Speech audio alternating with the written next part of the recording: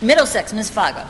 Madam President, and before I get directly to the debate, I just want to say how much I appreciate the work of the Conference Committee, Ways and Means, Senate President, and your staffs. I know you have been putting in grueling hours seeking to serve the best interests of the residents of this state. I, however, profoundly disagree with what we are about to do. The map that several of you discounted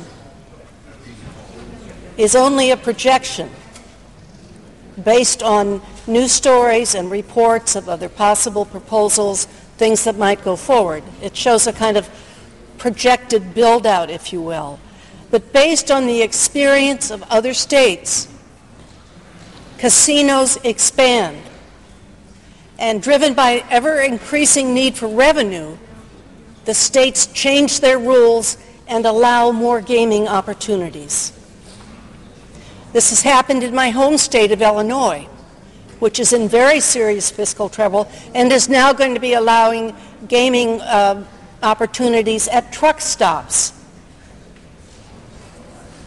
And a professor there who studied this matter has said, it would be a shame for Massachusetts to go down this road.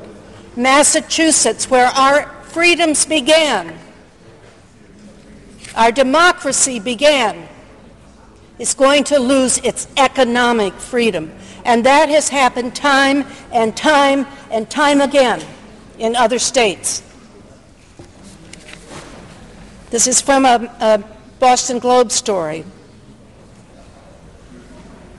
Legislators posed to approve the first casinos in Massachusetts promised to control the spread of gambling, but pressure to expand has led to growth in that,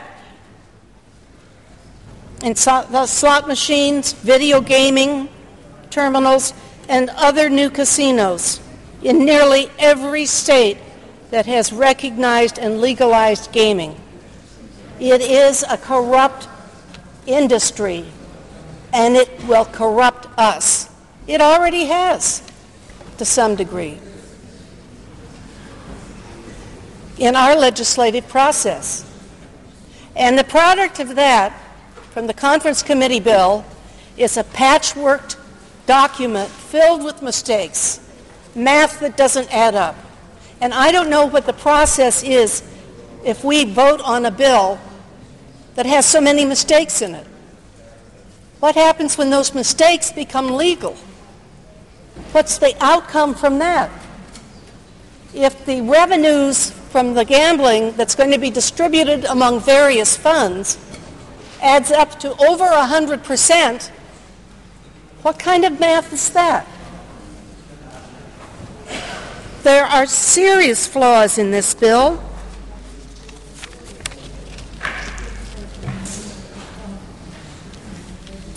And you just have to really look at it, and you will see the technological mistakes, the grammar mistakes, sections that number section 62 that becomes before 45. This is cut and pasted together. First of all, as a former English teacher, that really gets my gall.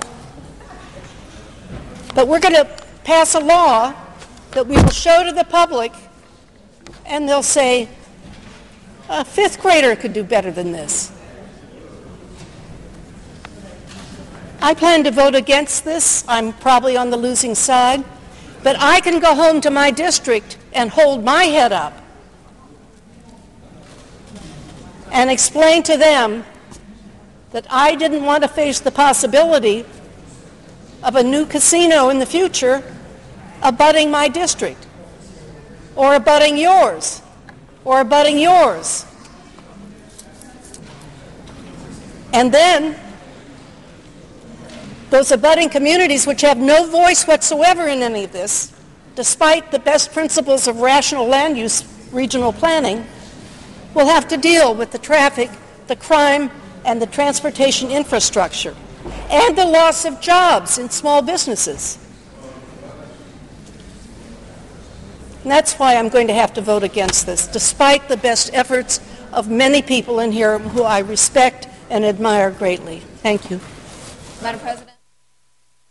Senator from Suffolk, Ms. Chang-Diaz. Thank you, Madam President, and through you to the members. Much has been made this week and in the last several hours, 48 hours or so, of this bill being a jobs bill. I think that's probably the most often repeated word in this chamber and its surrounds in the last several hours. Jobs, jobs, jobs, jobs. And I don't dispute the fact that this bill, although I plan to vote against it, is going to create jobs for some people in some locations, in some districts. But let's be real. Let's be honest. Everyone in here knows that this bill is also going to take away jobs. This bill is going to take away jobs in my district. It's going to take away jobs in your districts. Jobs in other entertainment venues, other restaurants, other small businesses around the state. We know, even supporters of this bill have said that the projections of the revenue that it is supposed to create for the state, only half of that revenue is going to come from money that is currently being spent by Massachusetts residents in Connecticut. The other half is coming from money that is already being spent in other places in Massachusetts. That money is going to be sucked away from those other businesses, and it is going to cause job loss. And just because we don't see the faces of those people in our building this year, and just because we can't count them in the statistics this year, and just because we don't hear their voices on the phone or through email this year, doesn't make them any less real. We know that it's going to happen, and we know it's coming. And we are choosing to do it anyway. So let's at least be honest about what the full jobs impact of this bill is going to be. I also am compelled to reiterate that this bill is a tax on the poor. Let me say that again, a tax on the poor and on working families in our state, which is the primary reason I will be voting against it. It is an unjust and unwise direction for us to be going in as a state, and that's our job as state legislators, not just to look at the impacts today and for this fiscal year, but to see around the corner and be wise and be judicious about the impacts that we know are going to come down the line. And finally, I would say that if there were any doubt in anyone's mind, any disbelief among the members before that the details would change and that the deal would change once we allowed casinos into our state, I would say to my colleagues that the evidence is before us today, that we are already changing the deal under the rules under which we conduct democracy here in Massachusetts. We've changed the rules for how we conduct debate, and when we conduct debate, when new proposals are coming before us as a body, we've changed the rules for what level of geography we're going to make local decisions at across our state. And I would say to the people of Massachusetts, even if this is not something of concern to the members here, to the people of Massachusetts, let them know that this is just the beginning of the changing of the deal under which we are making this decision. So I would ask my colleagues for a no vote on the bill. Thank you, Madam President.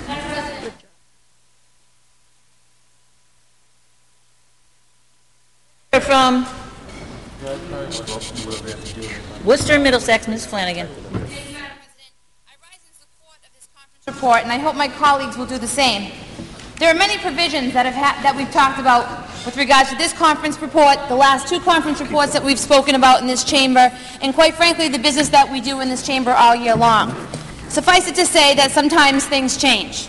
We all know that when the House and the Senate go in to debate their legislative agendas and they go in to debate the bills, and then the conference committee comes out, there are some changes to those bills.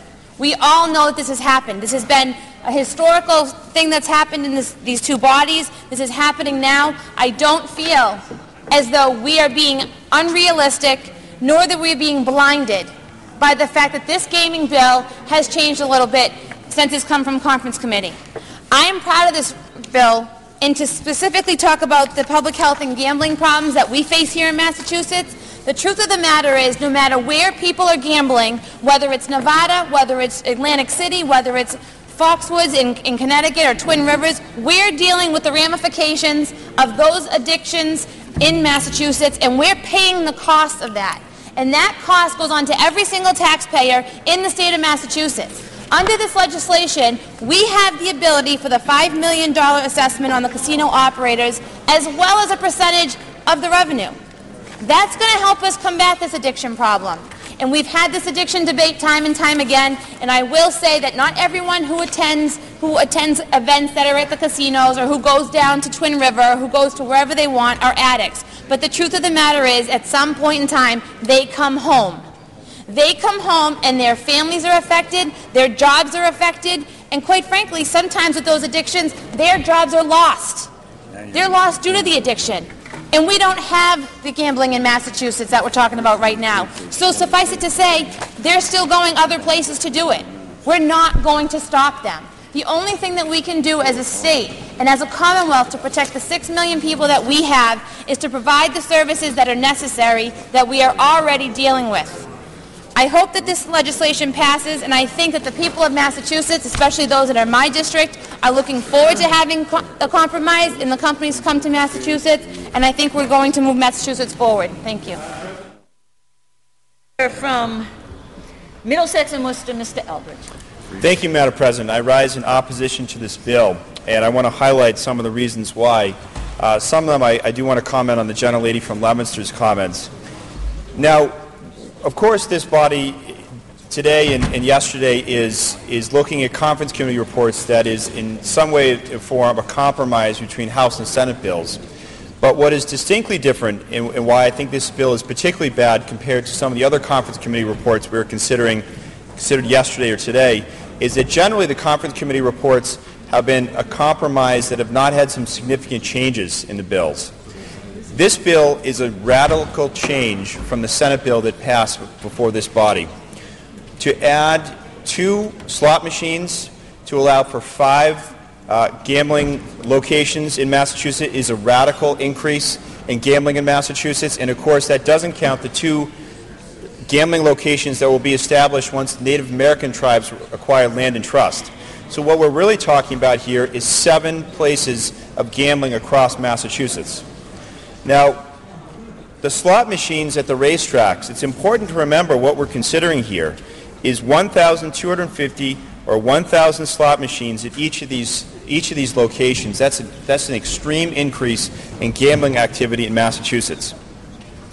So that's going to have a very negative impact, as the gentlelady from Boston highlighted, negative impact on jobs in small businesses, in restaurants, and theaters. And yet, even though we've dramatically expanded gambling, the mitigation we've set aside for addiction, I can't tell if it's increased or not in this final bill. So even though we're expanding gambling across Massachusetts if this bill passed, I really can't tell if we're increasing the funding for addiction services for those hundreds, perhaps thousands of families who will become addicted to gambling. Now, I also want to highlight some of the changes in this bill that I think are very, very troubling. I was someone during the debate in the Senate that worked very, very hard to expand the boundaries of which communities would be able to vote if there was a if there was a destination casino in a community. I was arguing for a 15-mile radius of communities around that host community being able to vote. Well, in this bill, not only do we sadly preserve the ward exception for cities that have a population of more than 125,000, which effectively is going to disenfranchise most of the city of Boston. But we're not even allowing the host community for so-called racinos to have a vote. So where the racetracks are right now, the people of those communities aren't even going to be able to have a vote on whether or not they want to support gambling at those locations. Now, there's been a lot of discussion about the different mitigation funds set up by this legislation. Thank you, Madam President. Point of parliamentary inquiry. Senator will state his point of parliamentary inquiry. Madam President, under the rule, has the time expired? Yes. It has. Chair will be in receipt of Pierce, and the clerk will call the roll. Moore. Yes. Frederick E. Berry. Yes. Stephen M. Brewer.